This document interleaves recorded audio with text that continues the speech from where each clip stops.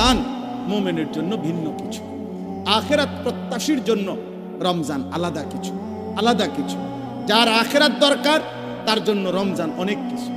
যার শুধু দুনিয়া দরকার, ভাত মাছ চাল ডাল আর এই বিল্ডিং, ইট বালু সিমেন্ট আর ফুলকপি পাতাকপি, আর জীবন যার এই খিরা টমাটো একদ্দুর খাইয়া দাইয়া বনে বিড়িয়ে সিগারেটে সাদোয়ানে আর গফে আর টেলিভিশনে আর নর্তকীতে, এতটুকু নিয়ে যার জীবন, তোর জন্য রমজান কিছুই না, নাফরমান। কিন্তু ইমানদারের জন্য রমজান অনেক কিছু। তো আমার মনে আছে আব্বার এই সারাটা বছর দেখতাম কথা একটাই বেশি কইতাম, সময় নাই, সময় যেটা কইতাম মায় কইতো সময় নাই, সময় নাই, সবকিছুই তাড়াহুড়া, সময় নাই। ডাক্তার দেখাইতে গেছে, ডাক্তার সাহেবের কাছে আগেই দেখা করব, ডাক্তার সাহেব আমার সময়, আমার নামাজ, আমার জামাতের টাইম হয়ে গেছে, আমার জামাতের টাইম। এই যার হাতে 1 মিনিট সময় নাই, ব্যস্ততম মানুষটা, সেই 2015 সালের আগস্ট মাসে তিনি কবরে চলে গেছেন। আব্বা আজ তো পৃথিবীতে সময় আছে, আমার আব্বা তো নাই, আমার বাবা তো নাই। এই জন্য দোস্ত, তোমারে আমারে রাইখা কবরে দিয়া সময় তার সময়ের গতিতেই চলবে, সময় তার সময়ের গতিতেই চলবে। আবার আমাদের সামনে মহান আল্লাহ পাক রব্বুল আলামিন মাহে রমজান আবারও আমাদের সামনে এনে দিয়েছে, আবারও সামনে নিয়ে আসছেন। আল্লাহ যেন বলে, বান্দা ঘুরে ঘুরে বিভিন্ন আঙ্গিকে আমি চেয়েছি বান্দা, মূল টার্গেট আমার, কখনো শবে বরাত দিলাম, কখনো রমজান দিলাম, শবে কদর দিলাম, এতেকাফ করতে বললাম, মুহররমে আশুরা দিলাম, জিলহজ মাসের নফল রোজা রাখার সময়গুলো দিলাম। এরপরে সারা বছর আমি আল্লাহ তাআলা প্রতিদিন শেষ রাত্রে আমি আল্লাহ তাআলা বান্দা তোমাকে ডাকলাম, প্রত্যেক শেষ রাতে আমি গুনাহ মাফ করার জন্য আমি ডাকি, শবে বরাতে গুনাহ মাফ করার জন্য আমি ডাকি, জুমার রাত্রে আমি গুনাহ মাফ করার জন্য আমি ডাকি, মুহররমে আশুরাকে কেন্দ্র করে গুনাহ মাফ করার জন্য আমি আল্লাহ ডাকি। রমজানের প্রতি সেকেন্ড ওয়ালিল্লাহি উতাকাউ মিনান নার, আল্লাহর জন্য আল্লাহ তাআলা প্রত্যেক রাত্রিতে কোটি কোটি বান্দার গুনাহ মাফ করে। আল্লাহ বলেন, এভাবে বারবার বারবার চেষ্টা করেছি বান্দা, কখনো রাত দিয়েছি, কখনো দিন দিছি, কখনো মাস দিয়েছি, কখনো 10 দিন দিছি, ওয়ালায়ালিন আশর, কখনো সপ্তাহ দিয়েছি, কখনো ঘন্টা দিয়েছি, কখনো স্থান দিয়েছি কাবা, কখনো দিয়েছি আরাফা, কখনো দিয়েছি মিনা, কখনো দিয়েছি মদিনার রওজা। চারিদিক দিয়ে তোমারে চেষ্টা করছি জাহান্নাম থেকে বাঁচাইতে, জান্নাত দিতে, কিন্তু তুমি নাফরমান, কোনোভাবেই আমি আল্লাহরে পাত্তা দিলাম। তোমার নারী দেখা শেষ হইল না, তোমার সুদে শেষ হয় না, কিস্তি শেষ হয় না, তোমার দোকানদারি শেষ হয় না, তোমার সংসারের চাহিদাই শেষ হয় না, তোমার লজ্জাস্থানের চাহিদাই শেষ হয় না, তোমার অসভ্যতার নোংরামি শেষ হয় না। হায় নাফরমান, একদিন শেষ হবে, সেদিন যেদিন তোর মুখের উপরে কবরের মাটি ফেলবে।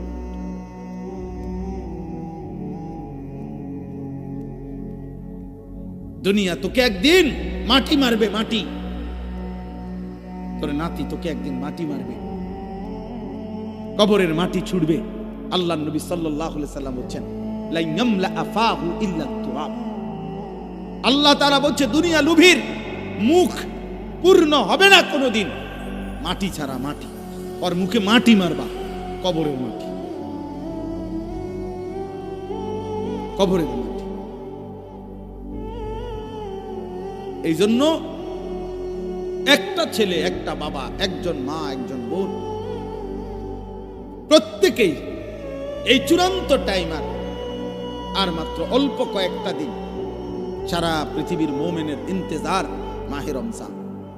এই মুহূর্তে যাদের আখিরাত দরকার, যাদের আখিরাত দরকার, যাদের জাহান্নাম থেকে মুক্তি দরকার, যাদের জান্নাত দরকার, আল্লাহর সন্তুষ্টি দরকার, খোদার কসম তাদের জন্য 12 তারিখ খুব ফ্যাক্ট কিছু না। 12 তারিখের আগেও পৃথিবীতে নির্বাচন হয়েছে বাংলাদেশে, 12 তারিখের পরেও বাংলাদেশে নির্বাচন হবে। 12 তারিখে যারাই নির্বাচিত হবে 5 বছরের মেয়াদেই নির্বাচিত হবে। অতএব এটা খুব মারাত্মক ভয়ঙ্কর কিছু, আহামরি কিচ্ছু এমন কিছু না, এটা চলমান একটি প্রক্রিয়া। এভাবে নির্বাচন আগেও হইছে, এখনো হবে, সামনেও হবে। আহামরি কিচ্ছু না, এটার একবারে আসমান নামাই এলাউনের কিছু না, জমিন আলগি দিয়ে এলাউনেরও কিছু না। কিন্তু আল্লাহ তাআলা বলছে এই সৃষ্টির সবচেয়ে বড় ঘটনা 12 তারিখ নির্বাচনের ঘটনা না। আল্লাহ বলছে ইজা ওয়াকাতিল ওয়াকিআ, সবচেয়ে বড় ঘটনা হলো বান্দা এই গোটা সৃষ্টি আমি আল্লাহ একদিন ধ্বংস করে দেব, হাসরের মাঠ কায়েম করব, এটাই হলো সবচেয়ে বড় ঘটনা। কোরআনে আল্লাহ বলছে ওইটা বড় ঘটনা। সেদিন কি হবে? সেদিন কি হবে? فإذا برق البصر وجمع الشمس والقمر, আল্লাহ তাআলা বলে প্রতিটা চোখ ইসরাফিল ফু দিলে, চোখের সামনে মানুষ যখন গুলো দেখবে আসমানটা ভাঙতেছে, কোটি কোটি তারকারাজি খসে খসে পড়তেছে, পাহাড় উঠছে, জমিনের মাটি বালুকণায় পরিণত হচ্ছে, সব কিছু ভেঙে চুরে তছনছ হয়ে যাচ্ছে।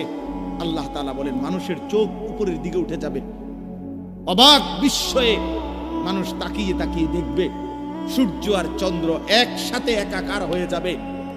আর মানুষগুলো পাগল মাতাল হয়ে একজন আরেকজনকে শুধু জিজ্ঞেস করবে ইয়াকুলুল ইনসানু ইয়াউমাইদিন আইনাল মাফার। সবাই সবাইকে বলবে যে ভাই পালাবো কোথায়, আশ্রয় নেব কোথায়, আজ যাব কোথায়? আল্লাহ তাআলা বলবেন কাল্লা লা ওয়াজার, না না, আজ আর কোথাও ঠাঁই মিলবে না। ইলা রাব্বিকা ইয়াউমাইদিনিল মুস্তাকার, আজ শুধুই তোমার রব আল্লাহর নিকটেই ঠিকানা। আজ মালিকের সামনে যেতেই হবে। এত আয়াত, এত কথা, কোরআনের এত বক্তব্য দোস্ত মিথ্যা না, মিথ্যা না। অতএব আমার কথা একটাই, আমি গতকালকেও যেমন আজকেও তেমন, 11 তারিখও এমন, 12 তারিখও এখন, আমার বুঝ এক বুঝ, ছোট বুঝ।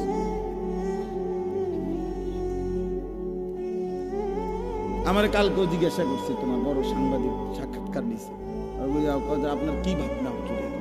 আমার ভাবনা আগের মতো, একটা ইমানদার সাফ সাফ কথা। উনি বলছে হুজুর আমি ক্যামেরা অন করতেছি, আপনি আমি কিছু কথা জিজ্ঞেস করবো। হ্যাঁ করেন, ক্যামেরা অন করেন, নইলে আপনি যেটা মনে করে করেন। কথা একটা, আমি একরকমই ভাবনা, আমার ভাবনা এটাই, আমার আখিরাত, আমার আখিরাত।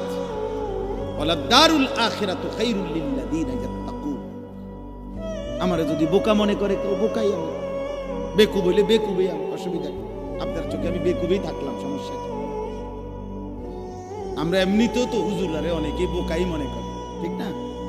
আমরা খাই কম, ঘুমাই কম, আমাদের আয় কম, উপার্জন কম, তাহলে আলেম ওলামাকে তো মানুষ কিছুটা বোকা মনে করে। কিন্তু হাসরের ময়দানে না প্রমাণ হবে বোকা কে আর বুদ্ধিমান কে।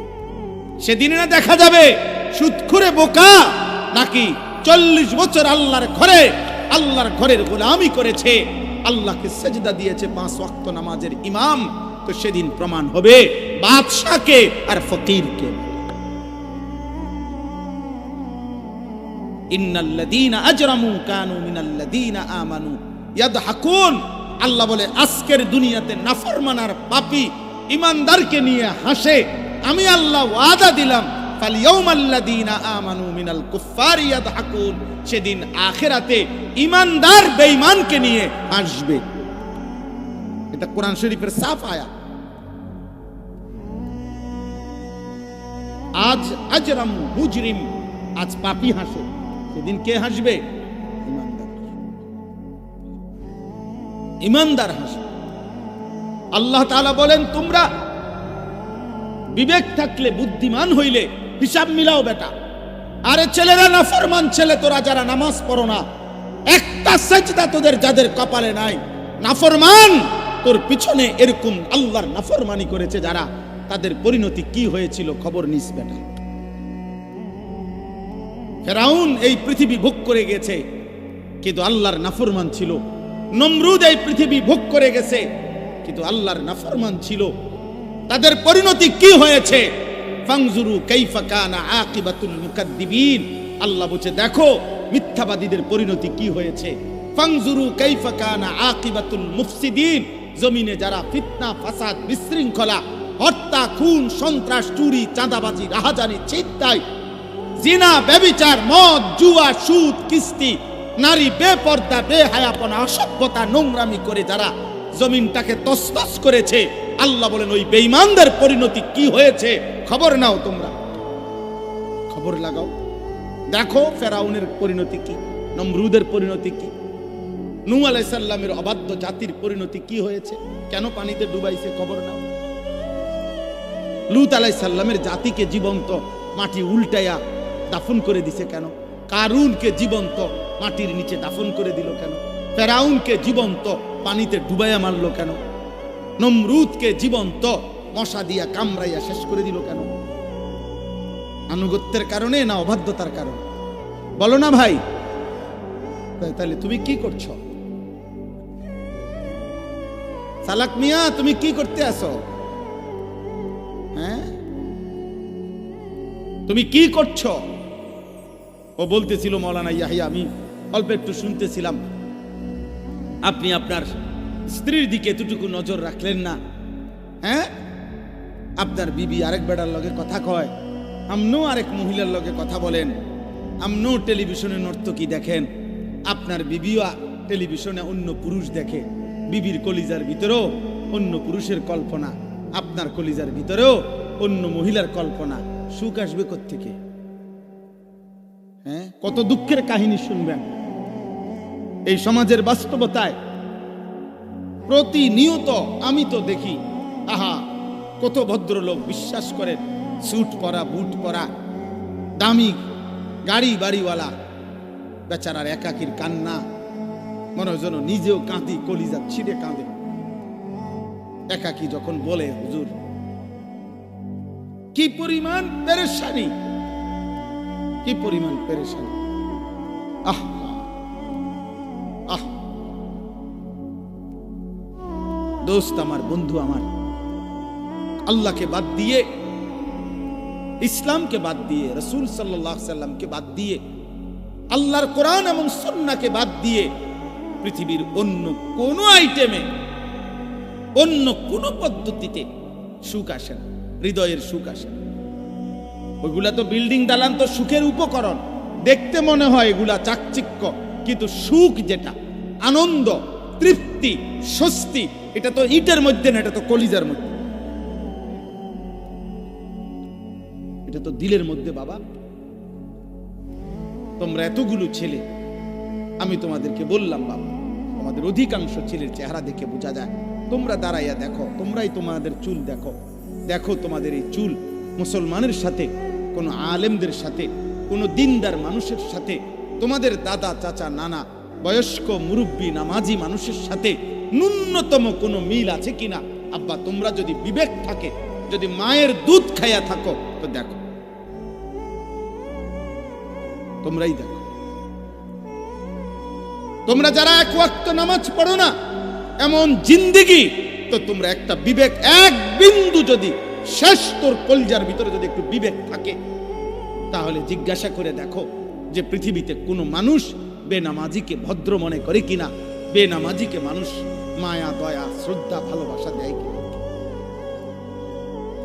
নিজেকে নিজে এইভাবে আমি অনেক, আমার কষ্ট লাগে রে ভাই, অনেক কষ্ট লাগে যে আসলে এক একটা ছেলে পেলে তোমরা নিজেরে নিজে এইভাবে অপমানিত করছো কেন? তুমি বোঝো না যে মানুষ চোরেরে কি মনে করে? তুমি বোঝো না মানুষ জুয়ারিরে কি মনে করে? তুমি বোঝো না মানুষ বেড়িতের লগে আকাম কুকাম করলে তারে কি কয়? তুমি বোঝো না মানুষ উলঙ্গ ছবি দেখলে, কেউ যদি নর্তকী দেখে, জিনা ব্যভিচারের দৃশ্য দেখে ধরা খেলে তারে মানুষে কি কয়? তুমি বোঝো না? তুমি বোঝো না? তুমি বোঝো না মানুষ দুর্নীতিবাজরে কি কয়? তুমি জানো না মানুষ সুদ করে কি কয়?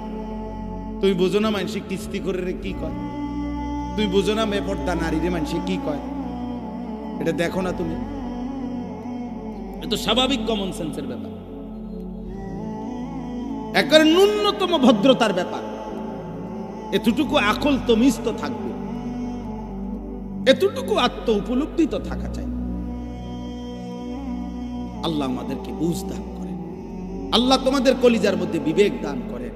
আমার ভাই রাসূলুল্লাহ সাল্লাল্লাহু আলাইহি ওয়াসাল্লাম বলেছেন, লা ইয়ামবাগি লিল মুমিনি আন ইয়াযুল্লা নাফসাহু। নবীজি বলেন, কোন মুমিন, কোন মুসলমানের জন্য উচিত নয় নিজেকে নিজে অপমানিত করা। আমি কেন আমাকে অপমানিত করবে? মানুষ আমার চুল চেহারা দেখে কেন বলবে, কিরে তোরে তো দেখতেই বোঝা যায় ফুটটা খোরের মতো, তোরে তো দেখলেই মনে হয় বাবা খোরের মতো, হ্যাঁ তোকে তো দেখলেই মনে হয় এক ওয়াক্ত নামাজের সেজদা দেস না, এটা তো চেহারা দেখলেই মনে হয়। আমি দাঁড় করাই, তোমরা আমার অনুমতি দাও, বেনামাজি ছেলে আমি দাঁড় করাই দেই এখানে। আমি তো ইনশাআল্লাহ চেহারা দেখে দেখে বলতে পারি, একজন একজন করে দাঁড় করাইতে পারবো যে বেনামাজি অসভ্য বেয়াদব কোনটা কোনটা, এটা আমি দাঁড় করাই। আমি তো ইনশাআল্লাহ দাঁড় করাইতে পারবো। 100 জন দাঁড় করাইলে আশা করি 98 জন ঠিক হবে। তাইলে তুমি নিজেকে এই অপমানিত করলা কেন? আল্লাহ কি তোমাকে হায়া দেয় নাই, লজ্জা দেয় নাই, বিবেক দেয় নাই? চলেন আমরা ভাবতে শিখি। আল্লাহ তাআলা আমাদেরকে নতুন করে আবারও ডাকতেছে, বান্দা মাহে রমজান আমি তোমাদের সামনে নিয়ে আসতেছি, তোমাদের এখন দরকার শুধু দোয়া করো, আল্লাহ রমজান আমারে দেখাইয়েন, রমজান পর্যন্ত পৌঁছাইয়েন। আর প্রত্যেকটা বাবা ভাই, পুরুষ নারী, জওয়ান বুড়া, সবার কাছে আমার অনুরোধ, রমজানকে টার্গেট করে নিজের জীবন পরিবর্তনের জন্য আপনি সিদ্ধান্ত নিন। আল্লাহ কোরআনে ওয়াদা দিছে, বান্দা একটা মাস রমজান তুমি যত্ন নিয়া রমজান মাসটা কাটাইবা, সবগুলো গুনাহ ছেড়ে দিবা, আমি আল্লাহ তাআলার হুকুমগুলো পালন করবা। আমি আল্লাহ ওয়াদা দিলাম, লাআল্লাকুম তাত্তাকুন, এক মাসে তোমাকে মুত্তাকি বানায় দেব, জান্নাতি বানায় দেব। আল্লাহ তাআলা বলছেন, আল্লাহ কোরআনে বলছেন, বান্দা তুমি মনে রেখো, কোনোভাবে রমজান বলতে আমি কঠিন কিছু তোমার উপরে চাপাই নাই। ইউরিদুল্লাহু বিকুমুল ইউসরা ওয়ালা ইউরিদু বিকুমুল উসরা। কোরআনে আল্লাহ বলছেন, রমজানের কথা বলতে গিয়ে আল্লাহ বলছে, বান্দা মনে করো তোমার জন্য আমি কি কি দিছি রমজানে। স্বাভাবিক সারা বছরের নেক আমল তো আছেই, বাকি নতুন করে কি দিলাম? 1 নম্বরে ধরে নেন, নতুন করে আল্লাহ তাআলা রমজানে আমাদেরকে কি দিলেন? 1 মাসের রোজা রাখতে হবে। 2 প্রতিদিন তারাবি পড়তে হবে। 3 ইফতার করতে হবে। 4 রাত্রিবেলা সাহারি খাইতে হবে। 5 শেষ দশকে এতেকাফ করতে হবে। 6 শেষ দশকের বেজর রাত্রিগুলোতে সবে কদর তালাশ করতে হবে। আর কি? আর পুরাটা মাস গুনাহ থেকে বাঁচতে হবে। আল্লাহ তাআলার নেক আমল 5 ওয়াক্ত নামাজ, জিকির, তেলাওয়াত, দোয়া, কান্নাকাটি এর মধ্যে লিপ্ত থাকতে হবে। এই তো কথা। আল্লাহ তাআলা বলেন, বান্দা বিশ্বাস করো, এই যে যা যা দিছি আমি, ইফতার, সাহারি, এতেকাফ, তারাবি, রোজা, নামাজ, আল্লাহ বলে বান্দা বিশ্বাস করো, আমি এই বিধানগুলো সাজাইতে গিয়া, দিতে গিয়ে আমি আল্লাহ নিজে তোমার সহজ যেন হয়, কষ্ট যেন না হয়, আমি আল্লাহ কসম নিজে খেয়াল করেছি। ইউরিদুল্লাহু বিকুমুল ইউসরা, আমি আল্লাহ চেয়েছি তোমার যেন সহজ হয়, ওয়ালা ইউরিদু বিকুমুল উসরা, আমি আল্লাহ তাআলা তোমার জন্য কঠিন হোক এটা চাই নাই। প্রথম যেভাবে বিধান শুরু করছি নবীজির জামানায়, প্রথম রোজার শুরু, রমজানের শুরু, ওইখান থেকেও আমি বান্দা সহজ করতে করতে করতে বর্তমানের অবস্থায় আনছি। শুধু কমাইছি, বাড়াইছি না, শুধু কমাই আনছি। সংক্ষেপে বলি, প্রথম রাসূলুল্লাহ সাল্লাল্লাহু আলাইহি সাল্লামের জামানায় রোজা এর বিধান ছিল কি? এর বিধান ছিল, মৌলিক নিয়ম ছিল যে নবীজির জামানায় প্রথম রমজানের রোজা রাখার নিয়ম ছিল সুবহে সাদিক থেকে, মানে সকালবেলা যেই ভোরের টাইম, সুবহে সাদিক থেকে রোজার টাইম শুরু হইতো। সন্ধ্যা হইলে, সূর্য ডুবলে, মানে আমরা যখন ইফতার করি তখন ইফতার খাওয়ার অনুমতি ছিল।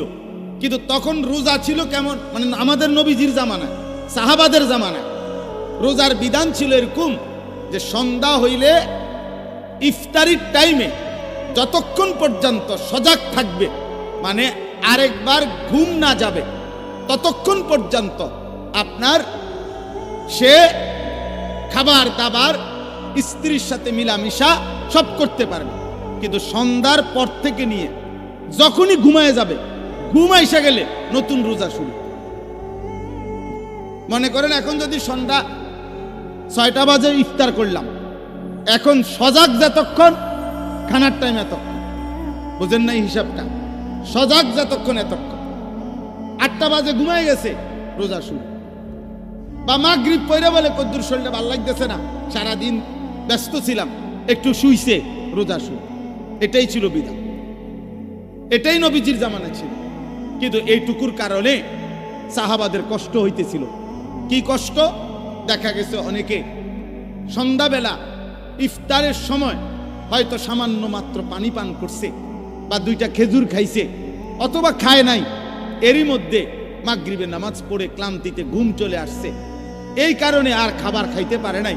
সারা রাত্র আবার নতুন রোজা শুরু হয়ে গেছে, পরের দিন আবার সন্ধ্যার সময় খাবার অনুমতি। তো ফলে একদিন একজন সাহাবী সন্ধ্যাবেলায় খাইতে পারে নাই, ফলে ঘুমায় গেছে, নতুন রোজা শুরু হয়ে যাওয়াতে আগের দিনের পুরা রোজা, সারা রাত্রের রোজা, পরের দিন দুপুরবেলা হযরত কাইস ইবনে সারমা আল আনসারী রাদিয়াল্লাহু তাআলা আনহু তিনি বেহুশ হয়ে গেছেন একেবারে। তো আল্লাহ তাআলা দেখছে আমার বান্দার তো কষ্ট হইতেছে, তো আল্লাহ তাআলা পুনরায় আবার বিধান নাজিল করে এই কোরআনের মধ্যে আল্লাহ আবার বলছে, ঠিক আছে বান্দা, আরো কমায় দিলাম, এখন সুবহে সাদিক থেকে সূর্য অস্ত পর্যন্ত, এই সন্ধ্যা পর্যন্ত, এই পর্যন্ত রোজা রাখো। সন্ধ্যার পর থেকে, সূর্য ডুবার পর থেকে পরবর্তী সুবহে সাদিক পর্যন্ত সারা রাত্র এইবার ঘুমাও আর সজাগ থাকো। খাবার দাবার, স্বামী স্ত্রীর মিলামেশা, সব কিছুর অনুমতি পূর্ণ দেওয়া হইল। ঘুমাইলেও অনুমতি আছে, না ঘুমাইলেও অনুমতি। আল্লাহ তাআলা বলে, তবুও আমি চাই তোমার যেন কষ্ট না। ইউরিদুল্লাহু বিকুমুল ইউসরা, আমি কষ্ট দিতে চাই না। কি মায়া করে মালিক বলছে, মা জাআলা আলাইকুম ফিদ্দীন মিন হারাজ।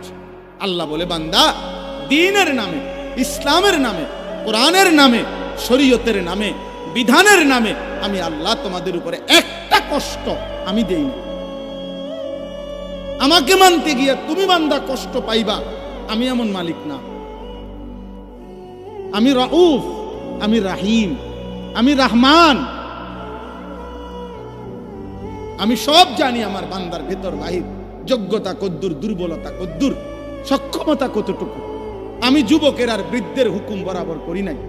আমি আল্লাহ তাআলা এরপরে দেখেন, আল্লাহ বলছে, বান্দা আচ্ছা ঠিক আছে, এরপরে আরো শোনো, দুইবার আল্লাহ বলছে, দুইবার রোজার কথা বলতে গিয়ে বলছে, ফামান কানা মিনকুম মারিদান আও আলা সাফারিন ফাইদ্দাতুম মিন আইয়ামিন উখার। শোনো, তোমরা যারা প্রচন্ড অসুস্থ, যে অসুস্থতার কারণে রোগ বেড়ে যাবে, রোজা রাখলে কোনোভাবেই পারতা না, ঠিক আছে ছেড়ে দাও, যখন সুস্থ হইবা তখন এই রোজাগুলো কাজা করো। তোমরা যদি দূরের লম্বা সফরে মুসাফির হও, তাহলে যদি প্রচন্ড রৌদ্র, প্রচন্ড পেরেশানির কারণে তুমি মনে করো যে কষ্ট হবে, তো আল্লাহ তাআলা বলে, ঠিক আছে, রমজানের রোজা এটা ছেড়ে দিও, তুমি অন্য টাইমে যখন বাড়িতে ফিরবা তখন কাজা করুন। আমি চেয়েছি তোমার সহজ, আমি চেয়েছি তোমার সহজ, আমি বান্দা চেয়েছি তোমার সহজ। আল্লাহর নবী সাল্লাল্লাহু আলাইহি সাল্লাম বলছে, উম্মত ইফতার তাড়াতাড়ি করে কইরো। আল্লাহর নবী বলছে, উম্মত সেহরি দেরি করে খাইও, মানে কষ্ট যাতে না। ইফতার করো তাড়াতাড়ি, যাতে সময় হইছে সাথে সাথে ইফতার করো, এর মধ্যেই বরকত। সাহারি দেরি করো, যেন লাস্ট টাইমে নিয়ে খাও, কোনো অসুবিধা নাই, যাতে করে তোমার কষ্টের মাত্রাটা কম হয়। মানে সব মিলাইয়া রব্বুল আলামিন চেয়েছেন আমার বান্দার যেন আরাম হয়, কষ্ট না হয়। ইউরিদুল্লাহু বিকুমুল ইউসরা ওয়ালা ইউরিদু বিকুমুল উসরা। একদিকে তো সহজ করার জন্য এত ব্যবস্থাপনা করেছেন, আবার আরেক দিকে নেকি। আল্লাহ তাআলা যেন বললেন, রমজানের এক একটা মুহূর্ত আমি স্বর্ণের দামে না, রূপের দামে না, মণি মুক্তার দামে না, বরং আসমান জমিনটাকে যদি 100 দাম ধরো আসমান জমিন পুরা সৃষ্টির, সেটার যেই দাম আসবে আল্লাহ বলে তার চাইতে কোটি গুণ বেশি দামে আমি রমজানের এক এক মুহূর্ত তোমাকে দিলাম। সেকেন্ড সেকেন্ড কোটি কোটি গুণ দামি বানাই দিলাম। 1/70, এটাও বলছি প্রাথমিক, এটা বলছি স্বাভাবিক হিসাব 1/70, কিন্তু মূলত হইল আল্লাহ তাআলা এই 70 লেখবার আগেও ফেরেশতাদের আল্লাহকে জিজ্ঞেস করে, আল্লাহ আপনার বান্দার রমজানের এই নেকিটা 70 লিখতাম নি। আল্লাহ বান্দার দিকে তাকাইয়া যখন দেখে গুনাহ থেকে মুক্ত, আল্লাহর জিকিরে তার জিহ্বা ভিজা, আল্লাহর মহব্বত তার কলিজার মধ্যে, সুন্নাত মোতাবেক তার জীবন, আল্লাহ তখন বলে না 70 না 700 লেখো, 700, 7,000 লেখো, 70,000 লেখো, 7 লক্ষ লেখো, 70 লক্ষ লেখো, 7 কোটি লেখো, 70 কোটি লেখো, 70,000 কোটি লেখো। এক সেজদায়, এক সেজদায় একবার সুবহানাল্লাহ বললে আল্লাহ বলে লেখো 70,000 কোটি সুবহানাল্লাহ লেখো। কোন কোন বেলায় আল্লাহ মহব্বতের জোশে, আল্লাহ তার মায়ায় আল্লাহ বলে ফেরেশতা তুমি লিখো না, আক্তুবু, আমি আল্লাহ নিজেই লিখবো। এই নেকি তুমি দিয়া পারতা না, আমি দেবো আমার বান্দার নেকি। বলেন বাপ, বলেন।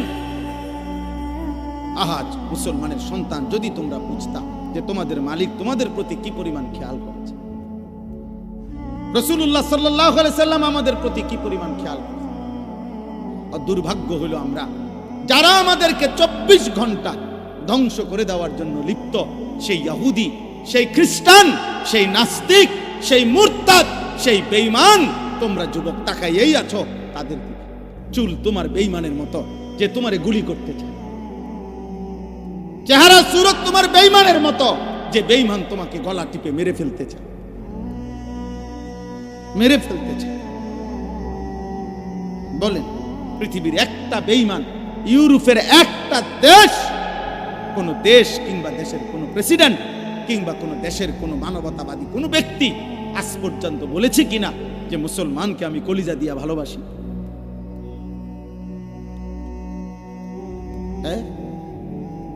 তাহলে যে আমারে ঘৃণা করে, যে আমারে ধ্বংস করতে চায়, যে আমারে 24 ঘন্টা আমার জাতি, আমার গোষ্ঠী, আমার সম্প্রদায়, আমার কওমকে যে ধ্বংস করে দিতে চায়, সে আমার প্রিয় হবে কেন? আল্লাহ আমাদেরকে বুঝ দান করেন। অতএব আজকে আমার এতটুকুই কথা শেষ। আমি প্রত্যেকের কাছে অনুরোধ করলাম, রমজান মুমিনের জন্য ভিন্ন কিছু, আখিরাত প্রত্যাশীর জন্য রমজান আলাদা কিছু, আলাদা কিছু। যার আখিরাত দরকার তার জন্য রমজান অনেক কিছু। যার শুধু দুনিয়া দরকার, ভাত মাছ চাল ডাল আর এই বিল্ডিং, ইট বালু সিমেন্ট আর ফুলকপি পাতাকপি, আর জীবন যার এই খিরা টমাটো একদ্দুর খাইয়া দাইয়া বনে বিড়িয়ে সিগারেটে সাদোয়ানে আর গফে আর টেলিভিশনে আর নর্তকীতে, এতটুকু নিয়ে যার জীবন, তোর জন্য রমজান কিছুই না, নাফরমান। কিন্তু ইমানদারের জন্য রমজান অনেক কিছু। যার আখিরাত দরকার তার অনেক কিছু, তার জন্য অনেক কিছু। এই জন্য রাসূলুল্লাহ সাল্লাল্লাহু আলাইহি সাল্লাম 2 মাস রমজানের জন্য দোয়া করতেন। এজন্য কিতাবে আছে আউলিয়া কেরাম 1 বছরও এমনও আউলিয়া ছিলেন, এক রমজান শেষ হইলে, ঈদের চাঁদ উঠলে, ঈদের দিন আবার পরবর্তী রমজানের জন্য দোয়া শুরু